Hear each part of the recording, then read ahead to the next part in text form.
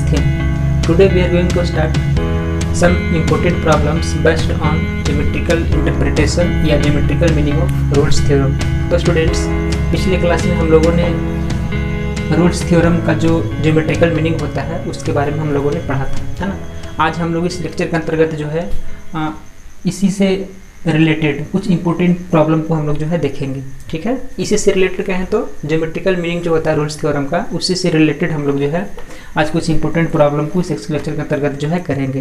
तो चलो हम लोग इसमें जो है ना फर्स्ट क्वेश्चन को देखते हैं। और चलो इस क्वेश्चन को देखने से पहले हम लोग एक बात यहाँ पे रिमाइंड कर लेते हैं। देखो, हमने जो रोल्स थ्योरम को जो ज्योमेट्रिकल मीनिंग पढ़ाया था मैंने, वो क्या था कि जैसे मान लेते हैं हमारे पास कोई एक फंक्शन होता था, एफ ऑफ एक्स कोई एक फंक्शन था ए से बी तक, ठीक है। तो इसका तीनों कंडीशन जो है ना वो सेटिस्फाइड होना चाहिए। जैसे हमने कहा था कि ए टू बी में जो है ये फंक्शन जो है क्या होना चाहिए, कंटिन्यूअस, ठीक है। तो जरा ध्यान से देखो, यहाँ पे ग्राफ ए से लेकर बी तक, है ना, सभी जगह क्या है वो कंटिन्यूअस है। मतलब ये ग्राफ कहीं ऐसा तो नहीं है ना कि कहीं पॉइंट पे वो ब्रेक कर रहा हो, ऐसा नहीं है। तो नहीं है तो सिंपल सा है कि वो फंक्शन जो कंटिन्यूअस है। सेकेंड कंडीशन हमने बताया था कि ए से लेकर बी तक, ठीक है, ए टू बी में मतलब वही था कि यहाँ क्लोज इंटरवल आता था और यहाँ पे ओपन इंटरवल था, बट इसे ए टू बी ही बोलेंगे हम लोग। तो ए टू बी तक जो गिवन फंक्शन है वो क्या होना चाहिए था, डिफरेंशिएबल, ठीक है। और डिफरेंशिएबल का मतलब क्या होता है गाइज, तो हमने बताया था इसका जब ज्योमेट्रिकल मीनिंग हम लोग पढ़ रहे थे कि देखो ए से लेकर बी तक हमारे पास एक क्या है, हमारे पास कंटिन्यूअस कर्व है। अब जाहिर सी बात है कि जब एक कर्व है, कर्व का मतलब क्या, कोई एक हमारे पास सर्कुलर पार्ट टाइप का उसका एक पार्ट है ना, सर्कुलर टाइप का। तो इस पूरे पार्ट पे जो है ना ए से बी तक, ए और बी को छोड़कर ए और बी के बिटवीन में हम लोग इसके मतलब इस कर्व पे हम लोग बहुत सारे पॉइंट्स को ले सकते हैं, है ना। There are so many points between A and B, और सभी पॉइंट पे जो है ना टेंजेंट्स लाइन, है ना, टेंजेंट्स लाइन खींची जा सकती है। मतलब कि ए और बी के बीच में इतना सारा टेंजेंट लाइन हम लोग खींच सकते हैं, इसका कोई गिनती नहीं है ना। मतलब unlimited number of tangents line can be drawn on this curve, clear.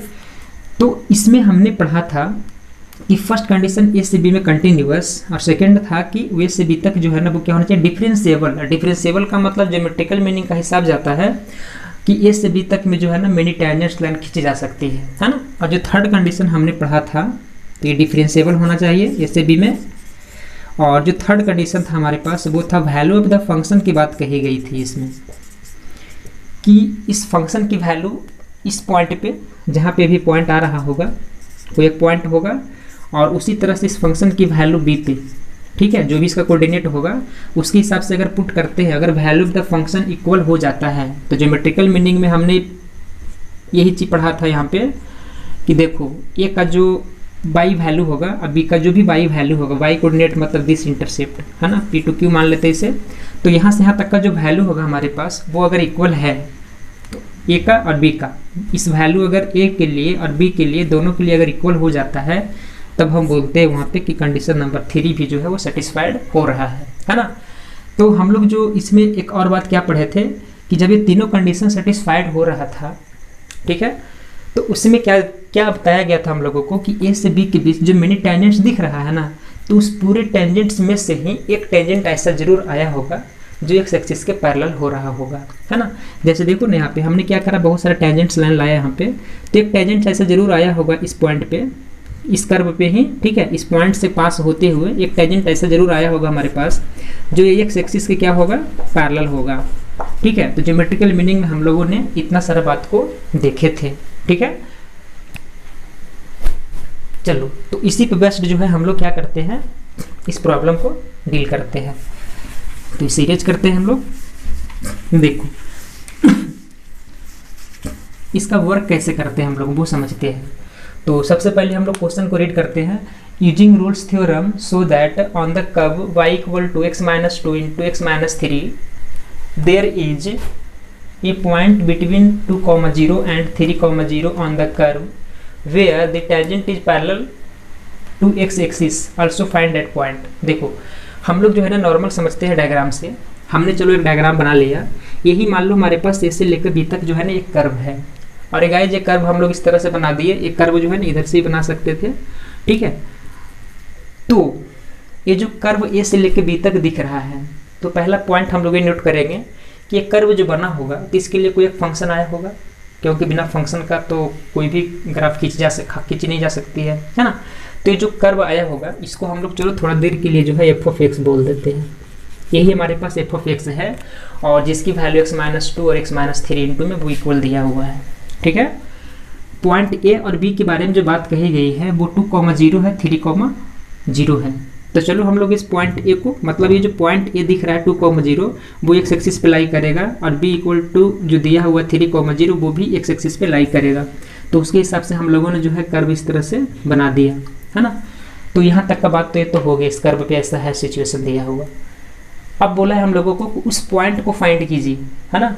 यहाँ इन्होंने कहा है using Rolle's theorem so that the curve इतना इतना देयर इज ए पॉइंट, मतलब एक पॉइंट जो है इस कर्व के बीच में ऐसा जरूर आएगा जहाँ से जो टेंजेंट लाइन पास करेगा, है ना। जैसे गाइज हमने पिछले रिवीजन करवाया कि ये हमारे पास क्या है, एक कर्व है तो इस पर मेनी टेंजेंट्स आएगा। अब उस टेंजेंट्स में से एक टेंजेंट ऐसा जरूर होगा जो क्या होगा, वो एक्स एक्सिस के पैरेलल होगा। तो यही टेंजेंट को हमने यहाँ पर मान लो नोट कर दिया कि वो एक्स एक्सिस के क्या है, पैरेलल में है। और हम लोग को पता होना चाहिए कि यही वाला पॉइंट जो होता है यहाँ पे वो एफ डैश सी की वैल्यू होती है। ठीक है, एफ डैश सी की वैल्यू 0 इसीलिए होता है, यहीं पे होता है ना। अब F dash C equal to 0 क्यों होता है यहाँ पे, तो हम लोग पढ़े थे यहाँ पे कि टेंजेंट्स का मतलब क्या होता है, एक टेन थीटा होता है। और टेन थीटा का मतलब कि जब दो लाइन आपस में पैरेलल हो जाता है तो उन दोनों के बीच एंगल क्या बनता है, समझते हैं। देखो जैसे हम पूछे कि एंगल कब बनता है ना। यहाँ पे एक बात जैसे पूछी जाए कि एंगल कब बनता है, तो एंगल बनने के लिए हम लोग को पता है कि दो लाइन किसी पॉइंट पे अगर वो इंटरसेक्ट करेगा, जैसे यहाँ पे, तो यहाँ पे एंगल बनता है। ठीक है, इधर से भी मान लो, इधर से मैंने कर दिया तो यहाँ पे एंगल बन गया, दो पेयर बनेगा एंगल राइट साइड से, है ना। लेकिन अगर दो लाइन हमने सीधी खींच दिया ऐसे, तो एंगल कितना डिग्री का बनेगा इस केस में। तो गाइस सीधे सा थ्योरी है इसमें कि एंगल बनने के लिए जो है ना वो इंक्लाइनेशन का होना जरूरी है, मतलब कि दो लाइन जब आपस में एक दूसरे पे इंक्लाइन करता है, ठीक है, तब एंगल बनता है। इन्होंने तो ऐसा करा ही नहीं, इसलिए इन दोनों के बीच एंगल क्या हो जाएगा, 0 डिग्री। क्लियर। और टेंजेंट लाइन का मतलब हम लोग क्या पढ़े थे, टेन थीटा। टेन थीटा का मतलब टेन जीरो। टेन जीरो की वैल्यू तो हमको पता ही है 0 होता है ना। तो इसीलिए होता है एफ डैश सी की वैल्यू यहाँ पे 0। तो ये बात आया। चलो इसको हम लोग वर्क करते हैं। given function is फंक्शन क्या हम लोगों के पास दे रखा है, y equal to x minus 2 और x माइनस क्या है 3 है। इसे अगर सिंप्लीफाई किया जाए तो y is equal to x square minus 5x plus 6 होगा। देयरफॉर यहाँ से y डैश निकाल देते हैं, ठीक है। और y डैश का मतलब इसको f डैश x भी हम लोग बोल सकते हैं, कोई दिक्कत तो है नहीं, है ना। इस फंक्शन को हम लोग एफ ऑफ एक्स भी ले सकते हैं। y इक्वल टू चलो मैं इस साइड से नहीं इस साइड से लिख देता हूँ। इस फंक्शन को जो है हम लोग y और इसे एफ ऑफ एक्स भी हम लोग बोल सकते हैं, इससे कोई प्रॉब्लम नहीं है, ठीक है। ऐसे अब समझो, अगर हम यहाँ से एफ डैश एक्स फाइंड करते हैं तो एक्स स्क्वायर का डेरिवेटिव तो 2x होता है और माइनस 5x का तो सिर्फ 5 होगा, तो ये डेरिवेटिव आया clearly. F of x being a polynomial function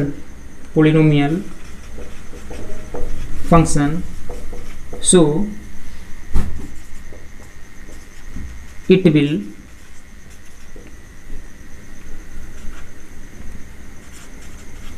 continuous between a of 2,0 and b of 3,0। मतलब ये लिखने का अर्थ यहाँ पर यही है कि ए से बी तक हमारे पास जो कर्व है वो ए से लेकर बी तक जितने पॉइंट आएगा at all point from A to B वो कंटिन्यूअस होगा। क्यों? क्योंकि ग्राफ कहीं पे ब्रेक नहीं कर रहा है, इसलिए, ठीक है। अगेन फिर क्या है हमारे पास, एफ डैश एक्स एग्जिस्ट, हमने आसानी से इस डेरिवेटिव कर पाया, है ना। तो एफ डैश एक्स एग्जिस्ट किया और ग्राफ से ही पता चल रहा है हम लोग को कि mean tangent line can be drawn from A to B. तो देखो एफ डैश एक्स एग्जिस्ट कर रहा है, F dash x exist, so it will be differentiable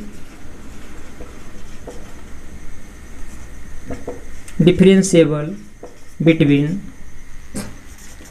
A of 2,0 and B of 3,0। तो रूल्स का हमने दो कंडीशन को सेटिस्फाइड कर डाला है ना। अब हम देखते हैं कि इसका जो थर्ड कंडीशन था है ना, कैमा कंडीशन, थर्ड कंडीशन वो क्या था। तो नाउ यहाँ से हम लोग देखते हैं पॉइंट ए पे और बी पे वैल्यू ऑफ द फंक्शन का क्या मतलब है, ठीक है, वो इक्वल हो रहा है या नहीं, क्योंकि इसके कंडीशन में हम लोग पढ़े थे कि वो इक्वल होना चाहिए। तो चलो हम लोग सबसे पहले फाइंड करते हैं एफ ऑफ 2 की वैल्यू फाइंड करते हैं। तो एफ ऑफ 2 की वैल्यू रखने के लिए तो इसी में रखना होगा। तो चलो यहाँ से हम रख देते हैं 2 - 2, या सिंप्लीफिकेशन करके जो लाए हैं उसमें भी रख सकते हैं, उससे कोई प्रॉब्लम नहीं है, x - 3। अब देखो गाइज 2 में से 2 गया 0 इंटू समथिंग, यहाँ भी 2 रख सकते हैं, कोई दिक्कत नहीं है, बट यहाँ से रिजल्ट ही आ जाएगा 0, ठीक है। और एंड साथ ही साथ अगर एफ ऑफ हम यहाँ से 3 पर निकालते हैं इसकी वैल्यू, इस पॉइंट पे 3 पॉइंट पे, तो यहाँ से कितना आ जाएगा 3 - 2, और यहाँ से आ जाएगा 3 - 3, ये भी 0 आएगा। तो हम लोगों ने यही देखा यहाँ पे कि एफ ऑफ 2 की जो वैल्यू है वो एफ ऑफ 3 के इक्वल हो गया। तो रूल्स का जो है थर्ड यानी तीनों कंडीशन, ठीक है, सेटिस्फाइड कर गया। अभी इसके बाद का काम क्या करना हम लोग को वो समझते हैं।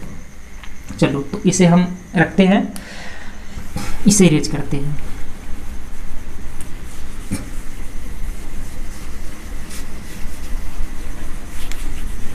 देखोगे जो गिवन फंक्शन था हमारे पास वो कंटिन्यूअस भी हो गया, डिफरेंशिएबल भी हो गया, और value of the function at A and B जो है वो इक्वल भी हो गया है ना। तो अगला जो कंडीशन आता है वो तो कुछ है नहीं, सिर्फ एक पॉइंट आता है इन दोनों के बीच में, उसे लिखे हम लोग। देखो अब यहाँ से क्या करना होगा हम लोग को, hence by geometrical meaning of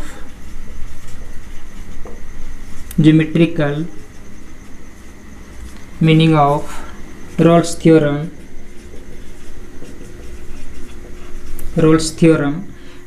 geometrical meaning जो है, ठीक है, hence by geometrical meaning of Rolle's theorem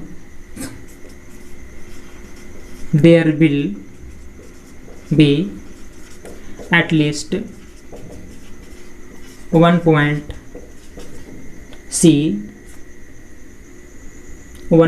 C between A of 2,0 and B of 3,0 on the curve where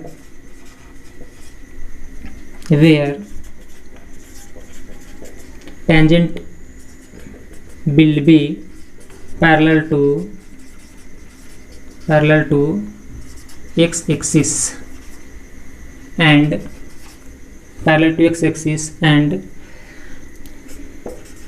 the x coordinate of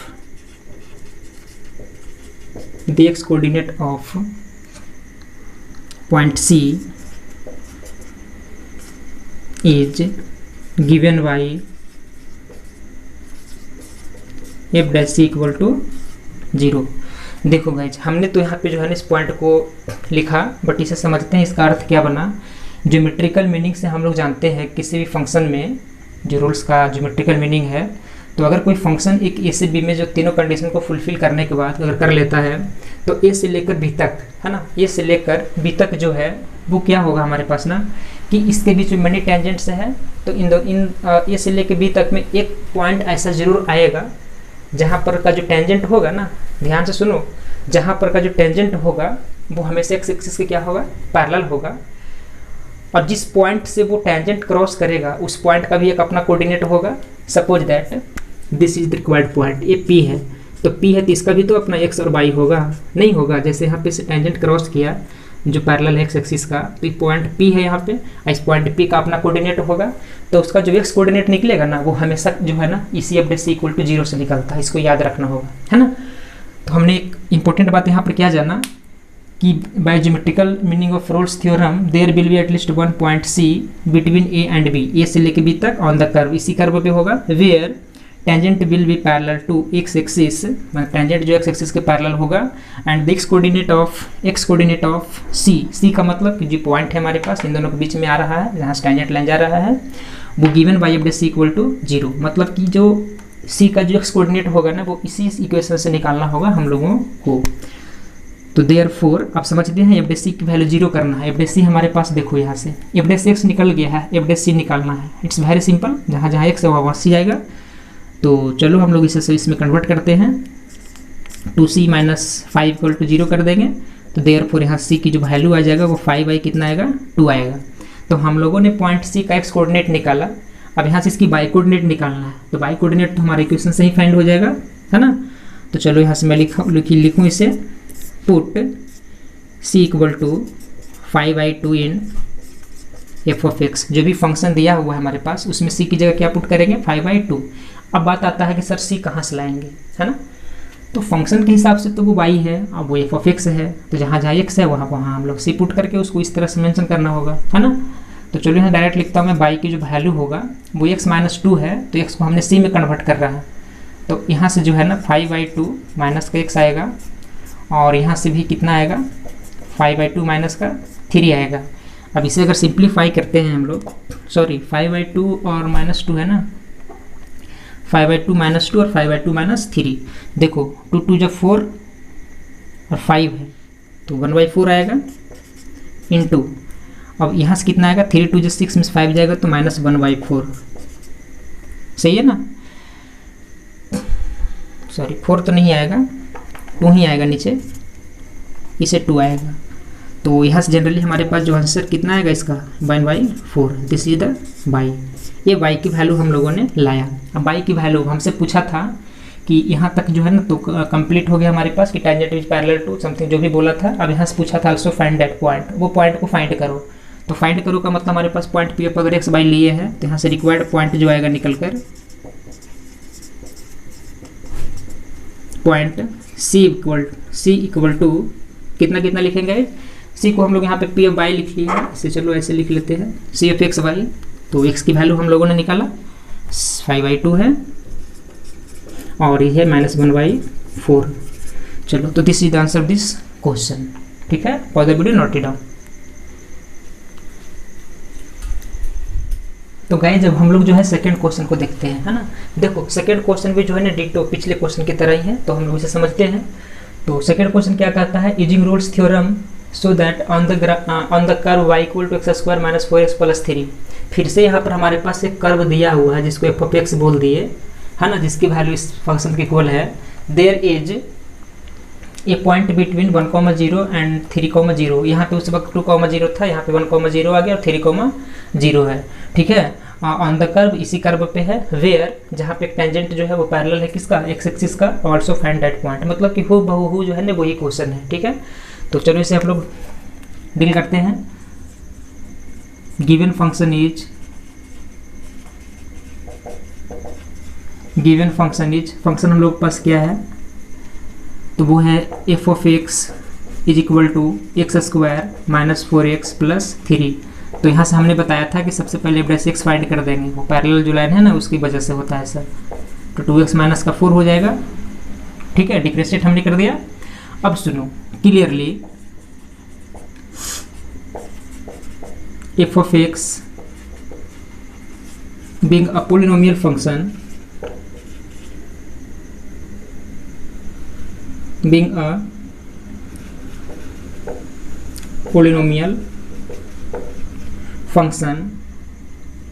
so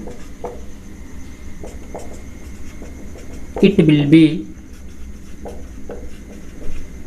continuous between a of 1,0 and b of 3,0। यहाँ से यहाँ तक वो continuous है। also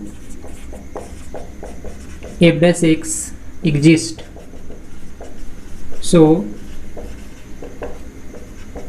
it will differentiable, it will, ये जो differentiable भी होगा, it will differentiable between a of 1,0 and b of 3,0 0। तो देखो गाइज हमने यहाँ पे दो कंडीशन को सेटिस्फाइड तो करवा दिया। अब वो सिंपल भी है क्योंकि पोलोमियल फंक्शन इसके साथ ऐसा होता है हमेशा, है ना। अब क्या करना होगा हम लोगों को थर्ड कंडीशन। तो चलो यहाँ से f हम लोग सबसे पहले 1 फाइंड करते हैं। तो f1 निकालना होगा और f1 का मतलब होता है जो हमारे पास फंक्शन है। देखो यहाँ से लिखता हूँ 1 का मतलब 1 की स्क्वायर माइनस 4 इंटू 1 और प्लस का 3। तो यहाँ से आ जाएगा 1 माइनस 4 प्लस 3। 3 और 1 कितना होता है 4 माइनस 4, इकट कुट के कितना आ जाएगा 0। अब यहाँ से हम लोग देखते हैं कि f3 की वैल्यू क्या होता है। तो यहाँ से रखना होगा 3 के स्क्वायर माइनस 4 इंटू 3 और प्लस का 3। 3 का स्क्वायर 9 माइनस 4 3 12 प्लस 3 और 9 3 कितना होता है 12 माइनस 12, ये भी आ रहा है हमारे पास 0। तो यहाँ से हमने देखा कि f(1) इक्वल टू f(3). तो यहाँ पे भी जो है ना इस रूल्स का जो 3 कंडीशन थे, है ना, वो सेटिस्फाइड हो रहा है। अब हम लोग आगे देखते हैं।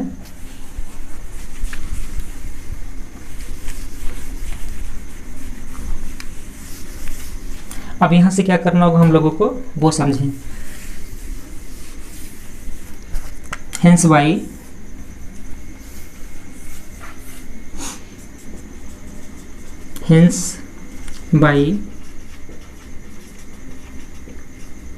geometrical meaning of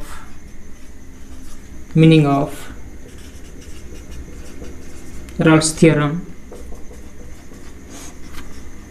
geometrical meaning of Rolle's theorem मतलब कि Rolle's theorem के हिसाब से यहाँ पर जो इसका जो geometrical meaning है उसके हिसाब से हम लोगों को पता है there will be at least one point C on the curve, है ना।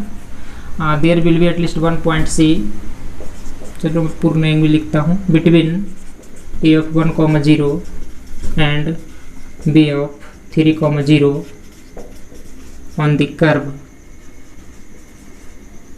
where tangent will be parallel to the x-axis, and the x coordinate of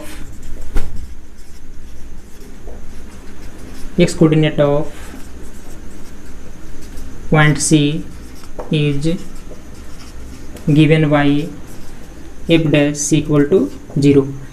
हमने ये लैंग्वेज जो है ना पिछले क्वेश्चन में हम लोगों ने जिस तरह से लिखा उस तरह से यहाँ पे लिख दिया, है ना। चलो अब देखो यहाँ से फिर से यही हमारे पास टेंजेंट लाइन है जो एक्स एक्सिस से क्या है पैरेलल है ना। तो अब बताओ कि यहाँ पे जो हमारे पास पॉइंट आ रहा होगा ये वाला, वो उस जो टेंजेंट जा रहा है, तो यहाँ से क्या होगा इस पॉइंट में भी एक अपना इसका एक्स कोऑर्डिनेट होगा और इसका अपना वाई कोऑर्डिनेट होगा। तो अगर हम इस पॉइंट का अगर एक्स कोऑर्डिनेट फाइंड करते हैं तो एक्स कोऑर्डिनेट फाइंड करने के लिए क्या करना होता है हम लोगों को कि f सी की वैल्यू 0 कर देते हैं। तो यहाँ से एक्स कोऑर्डिनेट आ जाएगा और जब एक्स कोऑर्डिनेट आ जाएगा तो उसकी जो है ना ओरिजिनल फंक्शन में एक्स की वैल्यू रख देंगे तो वहाँ से वाई निकल कर आ जाएगा। तो हम लोग उसी को करेंगे यहाँ पे। तो चलो हमारे पास देखो f डैश एक्स की वैल्यू हमारे पास 2x माइनस 4 है।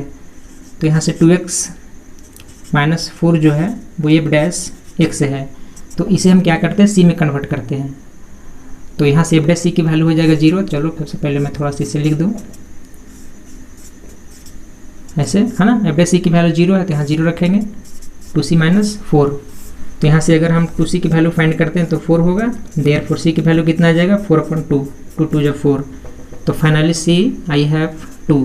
हमने c की वैल्यू 2 निकाला, है ना। बट हमारे पास क्वेश्चन जो बोला है ना वो बोला है आल्सो फाइंड दैट पॉइंट। मतलब कि जो भी ये क्वेश्चन हमारे पास इन्होंने दे रखा था तो इन्होंने यही बोला था ना कि देयर इज, मतलब इस फंक्शन पे शो करना हम लोगों को कि इन दोनों के बीच एक पॉइंट ऐसा जरूर आएगा जिसके लिए f डैश सी की वैल्यू 0 होगा, ठीक है। तो इसका मतलब क्या कि हम लोगों ने जब तीनों कंडीशन को सेटिस्फाइड करा तो उस पर मिनी टेंजेंट्स जा रहा था और f डैश सी की वैल्यू यहाँ पे जब 0 आ रहा है इसका मतलब टेंजेंट पैरेलल इसमें क्या है हो रहा होगा ऐसा, ठीक। तो अब c की वैल्यू आ गया तब हमें यहाँ से जो है इसकी y वैल्यू निकालना है। उसे क्या करना होगा हम लोगों को, तो जो मेरे पास मेन फंक्शन है देखो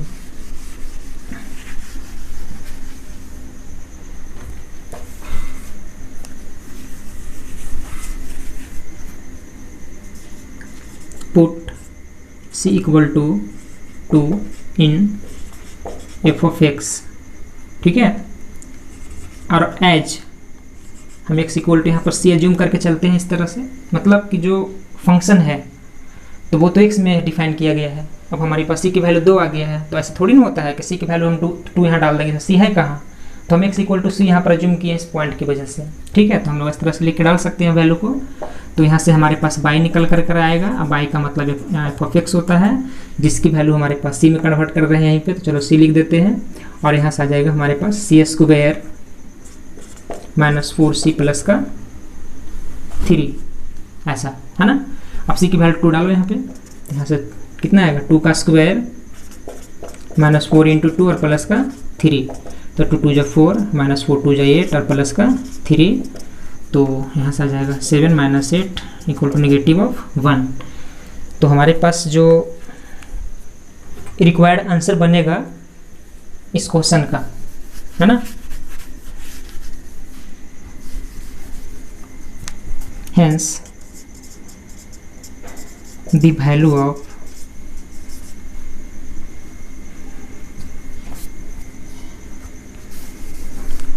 required point is equal to c, और इक्वल टू इसे हम लिख सकते हैं x, y। यही पॉइंट हमारे पास c मान लेते हैं इसे। x की वैल्यू हमने 2 लाया था, y की वैल्यू हमने -1 लाया। ठीक है, तो इस तरह से हम लोग जो है इसको वर्क कर सकते हैं। ओके, चलो pause the video, note it down.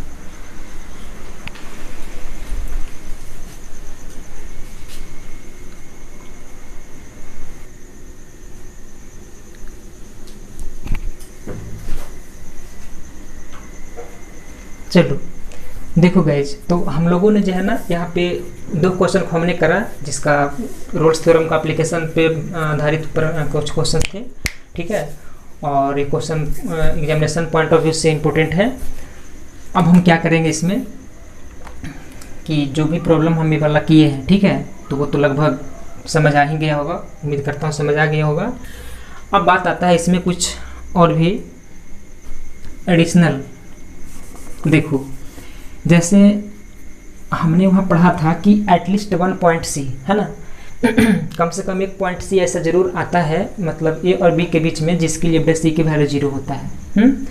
लेकिन अगर ज्योमेट्रिकल इंटरप्रिटेशन की हम बात करते हैं इसका, तो उसमें क्या होगा गाइज, एक बात ध्यान रखें कि अगर हमारे पास कोई एक लाइन दे रखा है स्टार्टिंग में ही, x है ये y है, ठीक है, तो वो तो लगभग 90 डिग्री होता है, यहाँ पे एक दूसरे पे म्यूचुअली परपेंडिकुलर होता है। हाँ, अब देखो हमारे पास मान लो तो कि एक कर्व है जिसमें value of the function equal है, क्योंकि रूल्स का ही हम लोग पढ़ रहे हैं, लग रहा है तो है नहीं कि वो अलग अलग कर देंगे, ऐसा कर दिया हमने। ठीक है, अभी हमारे पास जो कर्व लाइन दिख रहा है, ठीक है, तो हम लोग को पता है कि अगर हमारे पास कोई एक सर्कल है, तो इस सर्कल जो है ना वो मिनी पॉइंट से मिलकर बना है। तो मिनी पॉइंट का मतलब मिनी टेंजेंट्स उस पर खींचे जा सकते हैं, हर एक पॉइंट से एक टेंजेंट जाएगा ही जाएगा। तो यहाँ पर भी एक कर्व है। अब इस पर मिनी टेंजेंट्स है ए से बी तक। अगर हमारे पास ए से बी तक कोई एक कर्व है तो इस पर मिनी टेंजेंट्स तो है, क्लियर। अब इस सभी टेंजेंटों में से, मतलब सभी टेंजेंट्स में से एक टेंजेंट ऐसा जरूर होगा, एक टेंजेंट ऐसा जरूर होगा जो एक्स एक्सिस के पैरेलल होगा। अब क्वेश्चन यहाँ पर ये उठता है कि क्या इस टेंजेंट के अलावा भी कोई और टेंजेंट आएगा इस ए से बी तक में, जिस जो भी एक्स एक्सिस के पैरेलल होगा? तो इसका आंसर जाएगा गाइज नो। ठीक है, क्योंकि हम लोग को पता है, उस एग्जाम्स हम लोग क्लास 9th में पढ़े थे कि जैसे एक लाइन है हमारे पास एल और एक लाइन हमारे पास है एम, है ना, दिस बोथ आर पैरेलल, अगर ये दोनों आपस में पैरेलल है।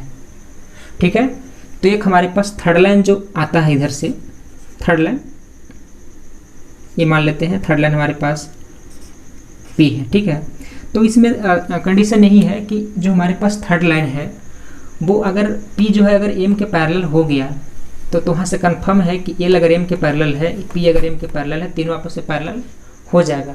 लेकिन कहीं ना कंडीशन ऐसा कह दिया कि एल एम एक लाइन है और पी एक लाइन है और एक लाइन हमारे पास चलो क्यू ले लेते हैं, है ना। तो यहाँ पर समझना हम लोग कि हमारे पास 3 लाइन है यहाँ पे, पी अगर एम के पैरेलल है, ठीक है, पी जो है अगर एम के पैरेलल हो जाता है तो उस केस में हम लोग नहीं कह सकते हैं कि क्या m जो है वो q के पैरेलल होगा ही। क्यों? क्योंकि इन दोनों के बीच कोई रिलेशनशिप वैसा नहीं है। तो हम लोग ये भी नहीं कह सकते हैं कि p और q का रिलेशन आपस में क्या होगा।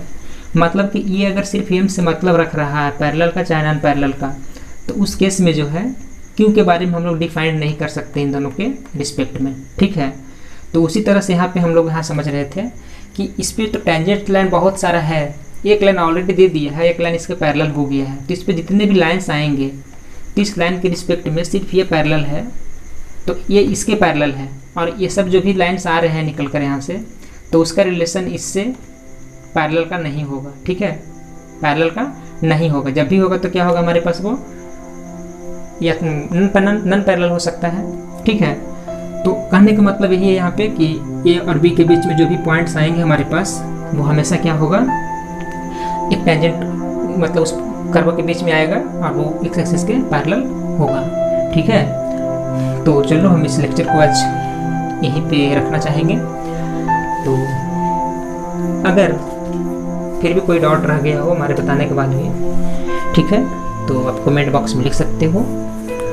तो उम्मीद करता हूँ ये वीडियो आपको पसंद आई होगी। तो अगर आप हमारे चैनल पर पहली बार आए हैं, चैनल को लाइक कर दीजिए, सब्सक्राइब कर लीजिए, शेयर कर लीजिए। ठीक है, तो हम मिलते हैं नेक्स्ट लेक्चर में। तब तक के लिए जय हिंद, जय भारत।